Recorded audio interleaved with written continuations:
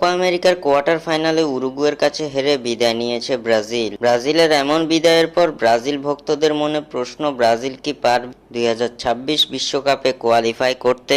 2024 Copa আমেরিকাতে 4 ম্যাচের মধ্যে কেবল একটিতে জয়ের দেখা পেয়েছিল ব্রাজিল, যার ফলে কোয়ার্টার ফাইনালে উরুগুয়ের বিপক্ষে ট্রাইব্রেকারে হেরে বিদায় নিয়েছে সেলেসাওরা। ব্রাজিলের এমন শোচনীয় অবস্থা দেখে এবার দুশ্চিন্তায় পড়েছে ব্রাজিল ভক্ত সমর্থকেরা। ফুটবলের সবচেয়ে বড় আসর বিশ্বকাপ, আর এই বিশ্বকাপে ফুটবল ইতিহাসের একমাত্র দল হিসাবে সবগুলো আসর খেলেছে সেলেসাওরা। তবে সম্প্রতি ব্রাজিল দলের যে অবস্থা, তাতে শঙ্কা রয়েছে 2026 বিশ্বকাপ আসরে খেলা নিয়ে। 2026 বিশ্বকাপে বেড়েছে দল। 2026 ফিফা বিশ্বকাপ আসরে অংশ নেবে মোট 48 দল। দক্ষিণ আমেরিকা অঞ্চল থেকে 6 দল সরাসরি বিশ্বকাপ আসরের মূল পর্বে খেলবে।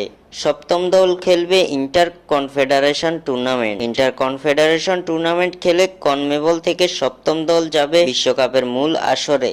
অর্থাৎ কনমেবল থেকে সরাসরি 6 দল খেলবে বিশ্বকাপের মূল পর্বে। 2023 সালের নভেম্বর পর্যন্ত বিশ্বকাপ বাছাই পর্বের ম্যাচ খেলে পয়েন্ট টেবিলে ব্রাজিলের অবস্থান ষষ্ঠ। বিশ্বকাপ বাছাই পর্বে ব্রাজিল তাদের শেষ ম্যাচ খেলেছিল আর্জেন্টিনার বিপক্ষে 2023 সালের 22 নভেম্বর।